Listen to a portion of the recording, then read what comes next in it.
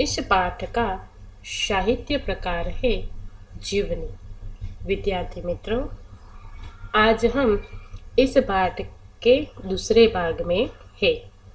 अगले भाग में हमने इस पाठ के कुछ अंशों का अभ्यास किया था, जिसमें हमने देखा था कि सबसे पहले हमारे प्रसिद्ध वैज्ञानिक डॉक्टर विक्रम साराभाई, जो भारतीय अंतरिक्ष अनुसंधानकर्ता माने गए हैं, उनका संक्षिप्त जीवन परिचय प्राप्त किया।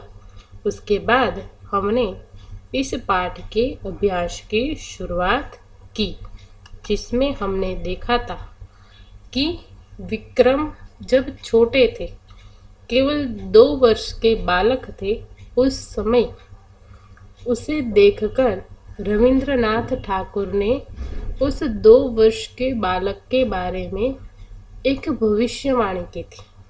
क्या कहा था उन्होंने कहा था कि यह बालक बड़ा होकर बहुत यशस्वी बनेगा, और उस छोटे से बालक ने उनकी भविष्यवाणी अपने कर्मों से, अपने कार्यों से सच साबित कर दी। और वो बालक और कोई नहीं, लेकिन हमारे प्रसिद्ध वैज्ञानिक डॉक्टर विक्रम साराभाई थे। उसके बाद हमने डॉक्टर विक्रम साराभाई के परिवार के बारे में जानकारी प्राप्त की, जिसमें हमने देखा था कि उनका जन्म 12 अगस्त 1919 को कहाँ पर हुआ था? अहमदाबाद में हुआ था। उनका परिवार एक प्रतिष्ठित उद्योगपति परिवार था, जिसमें उनके माता का नाम सरला देवी और पिता का नाम अंबालाल था। उसके बाद हमने उनके बचपन की एक सुंदर और यादगार घटना देखी, जिसमें हमने क्या देखा था कि विक्रम जब 5-6 साल के बालक थे, तब वो अपने परिवार के साथ कहाँ गए? शिमला गए। और वहाँ पर शिमला में उनके पिताजी अंबालाल के नाम ढेरों चिट्ठियाँ आती थी। उन चिट्ठियों को देखकर डॉक्टर विक्रम के मन में भी यह इच्छा जागृत हुई कि मेरे नाम पर भी इसी प्रकार ढेरों चिट्ठियाँ आए। और अपने इस कार्य में, अपने इस इरादों में सफलता हासिल करने के लिए उन्होंने क्या किया? कई सारे लिफाफों पर अपने घर का नाम और पता लिखा, और फिर वो सारे लिफाफे कहाँ डाल दिए? डाकघर में डाल दिए। फिर उनके नाम पर भी ढेरों चिट्ठियाँ आने लगी। जब उनके पिताजी को असलियत पता चली तो उनको हंसी भी आई, साथ ही साथ सफलता पाने की इच्छा से उनको बहुत अच्छा लगा। विक्रम बचपन से ही साहसिक कारनामे करता था। साइकिल पर कई प्रकार की कलाबाजियां करता था, और उनका सबसे पसंदीदा विषय कौन सा था? गणित और भौतिक विज्ञान, जिस पर उन्होंने बीएससी और पीएचडी भी किया था। इसके बाद उन्होंने मैट्रिक की परीक्षा सन 1934 में पास की, वो गुजरात कॉलेज अहमदाबाद से। और फिर सन 1937 में वो कहाँ चले गए? इंग्लैंड चले गए, और वहाँ पर उन्होंने आगे का अभ्यास किया, बीएससी की परीक्षा प्राप्त की। फिर जैसे ही भारत में द्वितीय विश्व युद्ध की शुरुआत हुई कि वो भारत आ गए, और फिर सर सीवी रामन और डॉक्टर होमी भाभा के साथ मिलकर काम करने लगे। और भारत आकर उन्होंने मृणालिनी स्वामीनाथन से विवाह किया। तो विद्यार्थी मित्रों, हमने यहाँ तक पाठ का अभ्यास किया था। अब आगे उन्होंने अंतरिक्ष की गहराइयों से आने वाले रहस्यमयी कॉस्मिक किरणों पर अनुसंधान करके कैम्ब्रिज विश्वविद्यालय से सन 1947 में पीएचडी की उपाधि हासिल की। मतलब कि विक्रम साराभाई जब इंग्लैंड गए थे, तब उन्होंने कैम्ब्रिज विश्वविद्यालय से सन 1947 में पीएचडी किया था। कौन से विषय पर? कि अंतरिक्ष की गहराई से आने वाली तरह तरह की कॉस्मिक किरणें जो रहस्यमयी है, जिसके बारे में कोई जानता नहीं है, ऐसे कॉस्मिक किरणों पर उन्होंने पीएचडी की उपाधि प्राप्त की। ब्रह्मांड तथा सौर मंडल की कई जटिल प्रश्नों का प्रायोगिक हल निकालने का श्रेय डॉक्टर विक्रम साराभाई को प्राप्त है। मतलब कि डॉक्टर विक्रम साराभाई एक वायुमंडलीय वैज्ञानिक थे। मतलब कि ब्रह्मांड के सभी प्रतिक्रियाओं पर वो कार्य करते थे। वहां से आने वाली कॉस्मिक किरणें हो या फिर कई तरह के जटिल प्रश्न हो या कुछ भी हो, उस विषय में उन्होंने कार्य किया है। तो ब्रह्मांड और सौरमंडल के कई जटिल प्रश्न थे। उन जटिल प्रश्नों और उसकी समस्याओं का प्रायोगिक हल निकालने का संपूर्ण श्रेय किसे जाता है? डॉक्टर विक्रम साराभाई को। यह उन्हीं का सुझाव था कि कॉस्मिक किरणों पर प्रयोग के लिए हिमालय की ऊंची चोटियां सर्वाधिक उपयुक्त एवं अनुकूल होगी। मतलब कि विक्रम साराभाई ने सलाह दी थी, सुझाव दिया था कि कॉस्मिक किरणें जो सौर मंडल से या ब्रह्मांड की या अंतरिक्ष की गहराइयों से आती है, उस पर अगर हमें प्रयोग करना है तो उसके लिए कौन सी जगह सर्वाधिक उपयुक्त है? हिमालय की ऊंची चोटियां, क्योंकि वहां पर वातावरण संपूर्ण रूप से कृत्रिमता से दूर होता है, एकदम शुद्ध और स्वच्छ वातावरण वहां पर हमें मिलता है। तो इन पर अगर हमें प्रायोगिक करना है या फिर रिसर्च करना है तो हमें कहाँ पर जाना चाहिए? हिमालय पर जाना चाहिए। इसीलिए भारत सरकार ने गुलमर्ग में वैज्ञानिक उपकरणों से लैस एक प्रयोगशाला स्थापित की। मतलब कि डॉक्टर विक्रम साराभाई की सलाह से ही भारत सरकार ने गुलमर्ग कहाँ पर है? कश्मीर में, हिमालय की चोटियों के पास। तो हमारे देश का जो स्वर्ग माना जाता है, भारत का स्वर्ग, धरती का स्वर्ग गुलमर्ग, वहाँ पर भारत सरकार ने एक प्रयोगशाला की स्थापना की। किसके कहने पर? डॉक्टर विक्रम साराभाई के कहने पर। डॉक्टर विक्रम साराभाई के निजी प्रयासों से सन 1947 में भौतिक अनुसंधान प्रयोगशाला अहमदाबाद में स्थापित हुई। मतलब कि डॉक्टर विक्रम साराभाई ने अपने खुद के प्रयत्नों से सन 1947 में भौतिक अनुसंधान प्रयोगशाला अहमदाबाद में स्थापित की। और जब उन्होंने इस प्रयोगशाला की स्थापना की तब उनकी उम्र केवल 28 वर्ष की थी और इतनी छोटी उम्र में वो इस भौतिक अनुसंधान प्रयोगशाला के कर्ता धर्ता थे और जिससे वह आजन्म संबंध रहे। मतलब कि इस प्रयोगशाला में उन्होंने आजीवन कार्य किया और उनसे जुड़े रहे।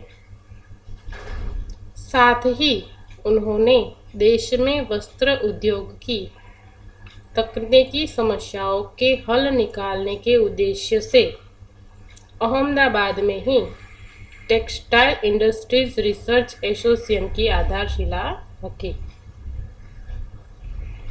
मतलब कि उन्होंने भारत देश में वस्त्र उद्योग की जो तकनीकी समस्याएं हैं, उन समस्याओं का हल निकालने के लिए अहमदाबाद में किसकी स्थापना की? टेक्सटाइल इंडस्ट्रीज रिसर्च एसोसिएशन की स्थापना की। भौतिक अनुसंधान प्रयोगशाला डॉक्टर विक्रम साराभाई परमाणु शक्ति, अंतरिक्ष विकिरण, सूर्य, ग्रह, तारा, प्लाज्मा, भौतिकी और खगोल पर वह कार्य करते रहे। मतलब कि यहाँ पर उनका कार्य क्षेत्र है। कौन कौन सा? तो भौतिक अनुसंधान प्रयोगशाला,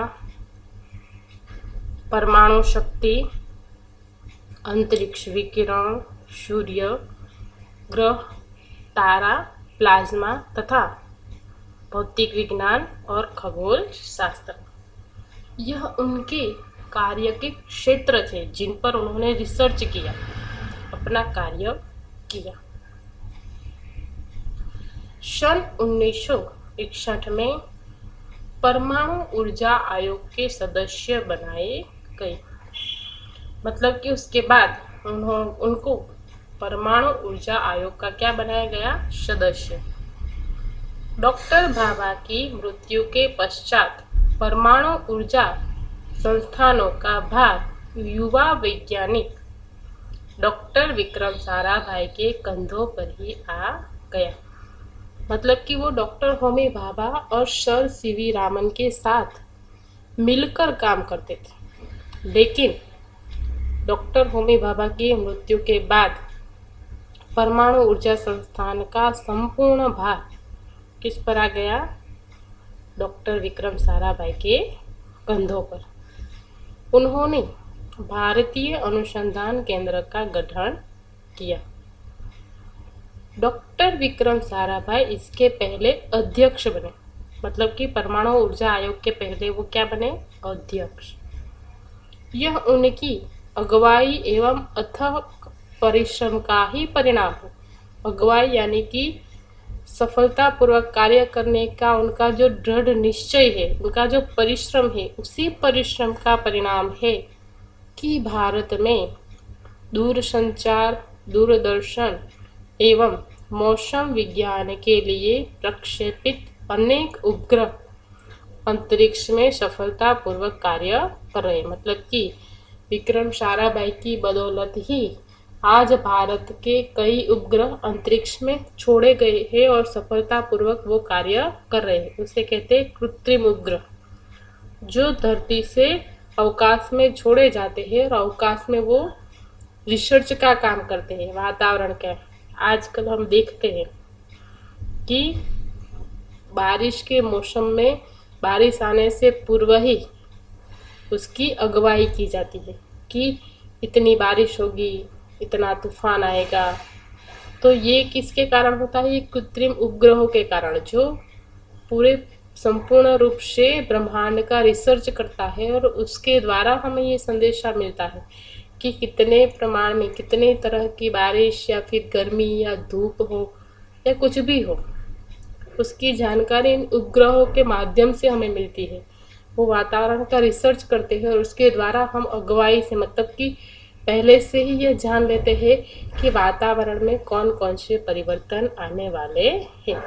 तो ये सारे जो कृत्रिम उपग्रह है जो आज भी ब्रह्मांड में छोड़े गए हैं और वो कार्य कर रहे हैं, उसके पीछे का संपूर्ण श्रेय किसे जाता है?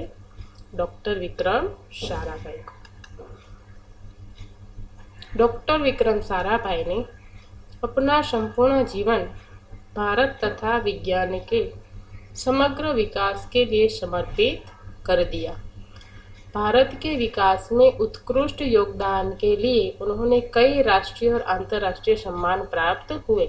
मतलब कि विक्रम साराभाई ने अपना संपूर्ण जीवन वैज्ञानिक विकास में, मतलब भारत में वैज्ञानिक विकास हो और समग्र भारत का भी विकास हो, इसलिए उन्होंने अपना संपूर्ण जीवन भारत के लिए, भारत के विकास के लिए क्या कर दिया? समर्पित कर दिया। और इसीलिए भारत सरकार के द्वारा उनको कई सम्मान प्राप्त हुए। सन 1962 में उन्हें डॉक्टर शांति स्वरूप भटनागर पुरस्कार, सन 1966 में पद्म भूषण तथा सन 1972 में मरणोत्तर पद्म विभूषण जैसे अलंकारों से नवाजा गया। मतलब कि उनको कई पुरस्कार मिले, शांति स्वरूप भटनागर पुरस्कार, पद्म भूषण पुरस्कार और मरणोत्तर पद्म विभूषण जैसे पुरस्कारों से उनका सम्मान किया गया। निशस्त्रीकरण से संबंधित कई महत्वपूर्ण अंतर्राष्ट्रीय संस्थाओं में भी भारत के प्रतिनिधि रहे। मतलब कि निशस्त्रीकरण से संबंधित कई महत्वपूर्ण अंतर्राष्ट्रीय संस्थानों में वो प्रतिनिधि के रूप में कार्य करते रहे। डॉक्टर विक्रम साराभाई सन 1966 में international council of scientific union के सदस्य रहे। सन 1968 में संयुक्त राष्ट्र संघ में यूनेस्को के विज्ञान विभाग के वो अध्यक्ष बने और उन्हें इंडियन जियोलॉजिकल यूनियन का प्रमुख बनाया गया। मतलब कि कई महत्वपूर्ण स्थानों में वो महत्वपूर्ण पद पर कार्य करते रहे और भारत के विकास में उन्होंने महत्वपूर्ण योगदान दिया। डॉक्टर विक्रम साराभाई सन 1970 में वियना शांति अंतर्राष्ट्रीय अणु मंच के 14वीं परिषद के प्रमुख बने। मतलब कि अणु मंच में भी वो प्रमुख के पद के रूप में उन्होंने अपना कार्य किया। और फिर सन 1971 में संयुक्त राष्ट्र संघ परिषद के उपाध्यक्ष एवं बाद में विज्ञान विभाग के अध्यक्ष भी बनाए गए। ये उनकी सारी सिद्धियां हैं कि ऐसे कई महत्वपूर्ण पदों में उन्होंने प्रमुख और अध्यक्ष के रूप में कार्य किया। तो ये उनकी कार्य सफलता है, अथाक परिश्रम का परिणाम है जो उनको इतनी सारी सिद्धियां और पद प्राप्त हुए। वह केवल उच्च कोटि के वैज्ञानिक ही नहीं थे, बल्कि व्यस्तताओं के बावजूद कला, शिक्षा एवं समाज के लिए पर्याप्त समय निकालते थे। एक वैज्ञानिक होते हुए भी इतनी सारी व्यस्तता, मतलब कि कार्य में इतने सारे व्यस्त होने के बावजूद भी कला, शिक्षा और समाज के लिए वो हमेशा समय निकालते थे। उनके ही प्रयासों से अहमदाबाद में लोक विज्ञान केंद्र एवं नेहरू विकास संस्थान की स्थापना हुई। अहमदाबाद में उन्होंने लोक विज्ञान केंद्र की स्थापना की और नेहरू विकास संस्थान की भी स्थापना हुई। यहाँ वह जन सामान्य की विज्ञान के प्रति रुचि जागृत करने के लिए कार्य करते थे। मतलब कि वो केवल वैज्ञानिक ही थे और वैज्ञानिक के रूप में ही काम करते थे, ऐसा नहीं था। वो हर बार कला, शिक्षा और समाज के लिए भी समय निकालते थे और इसके लिए उन्होंने लोक विज्ञान केंद्र की स्थापना की थी, जहाँ पर वो जो सामान्य जनता है, जो सामान्य व्यक्ति है, उनके मन में विज्ञान के प्रति जागृति हो, विज्ञान पढ़ने के लिए प्रेरणा उसके अंदर जागृत हो, इसके लिए वो कार्य करते थे कि लोग विज्ञान को जाने, उसे समझे और उसमें उतरने का, उसमें आगे बढ़ने का प्रयत्न करें। मतलब कि एक महान वैज्ञानिक होते हुए भी जन सामान्य और उनकी विज्ञान के प्रति रुचि बढ़े, उनके कार्य में वो सतत अपना योगदान देते थे। वह 21 दिसंबर सन 1971 की काली तारीख थी। डॉक्टर विक्रम साराभाई को त्रिवेंद्रम के लॉन्चिंग स्टेशन तुम्बा में कार्य निरीक्षण के लिए भेजा गया। मतलब कि 21 दिसंबर 1971 एक ऐसी तारीख थी जब विक्रम साराभाई को त्रिवेंद्रम भेजा गया, जिसमें लॉन्चिंग स्टेशन तुम्बा में कार्य निरीक्षण के लिए वहां पर भेजा गया, निरीक्षण का कार्य करने के लिए। और जब वो वहां गए तो वहां वह एक होटल में ठहरे हुए थे और वहीं हृदय की गति रुकने पर उनकी मृत्यु हो गई। मतलब कि हार्ट अटैक आने के कारण उनके वहां पर क्या हो गई, मृत्यु हो गई। उनके निधन से विज्ञान में नित नए आयामों को जोड़ने वाला एक जीवन चक्र सदा के लिए रुक गया। मतलब कि उनकी मृत्यु से ही विज्ञान में हर रोज नित नए प्रयोग करने वाले, नित नए आयामों से विज्ञान को जोड़ने वाला एक जो जीवन था, एक जीवंत चक्र जो था, वो क्या हो गया, सदा के लिए रुक गया। नहीं तो जब तक विक्रम साराभाई थे तब तक वो नित नए क्या करते थे, प्रायोगिक हल, मतलब कि प्रयोग करते रहते थे और कुछ न कुछ नया संशोधन करते रहते थे। ऐसी महान प्रतिभा को मेरा सत नमन। तो अंत में ऐसी महान प्रतिभा को हम सत सत यानी कि 100 बार नमन करते हैं, जिन्होंने हमारे वैज्ञानिक जीवन को, विज्ञान को, उसके विकास को, उसको आगे बढ़ाने के लिए इतना बड़ा योगदान दिया कि अपना संपूर्ण जीवन विज्ञान के लिए समर्पित कर दिया। तो ऐसे महान वैज्ञानिक डॉक्टर विक्रम साराभाई को हम सभी सत सत यानी कि 100 बार नमन करते हैं। तो विद्यार्थी मित्रों, डॉक्टर विक्रम साराभाई से हमें कई सारी प्रेरणा मिलती है और हमारे मन में भी विज्ञान के प्रति एक रुचि जागृत होती है। तो हमें भी उनकी तरह ही बुलंद इरादे रखकर उसको सफलता प्राप्त करने के लिए जी तोड़ और तन तोड़ मेहनत करनी चाहिए, ताकि हम भी उनकी तरह एक प्रतिभा हासिल कर पाए। यहाँ पर हमारे इस पाठ का अभ्यास पूर्ण होता है। आगे का पाठ हम अगले वीडियो में देखेंगे। धन्यवाद।